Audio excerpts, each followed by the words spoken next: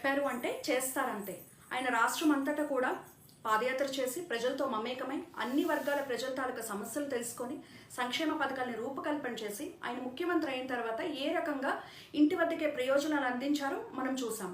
దళారీ వ్యవస్థ లేకుండా నేరుగా ప్రజల అకౌంట్లోకే డబ్బులు జమ అయ్యే విధంగా సుమారు 3 లక్షల కోట్లకు పైగా ఏ రకంగా అందించారో మనం చూసాం.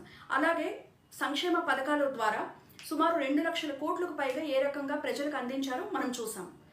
మహిళల రక్షణ భద్రత కోసం దిశ యాప్ని తీసుకురావటం, అలాగే నామినేటెడ్ పదవుల్లో మహిళలకి 50% అవకాశం కల్పించడం, సంక్షేమ పథకాల్లో 90% మహిళలే లబ్ధిదారులుగా ఉండే విధంగా చూడటం, మరి గ్రామాల్లో ఉన్నటువంటి రైతులకి అన్ని గ్రామాల్లోనే అందుబాటులోకి వచ్చే విధంగా రైతు భరోసా కేంద్రాలని ఏర్పాటు చేసి ఏ రకంగా చేపట్టుకుని ముందుకు నడిపించారో మనం చూసాం.